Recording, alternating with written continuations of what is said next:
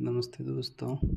बिना मात्रा के दो अक्षर वाले शब्द जो छोटे बच्चों के लिए बहुत ही उपयोगी है, जैसे क प, ज ल, घ र, म न, ज प, त न, ड र, फ ल, ट न, अ ब, ह म, अ ब, व न, व ट, व र, र ब, ब ल, ह ल, ह र, क म, ख त, ग ज,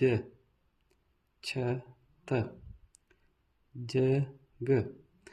इस प्रकार से बच्चे बहुत आसानी से और सरल तरीके से देख देख कर बिना मात्रा वाले अक्षर का अभ्यास कर सकते हैं। धन्यवाद।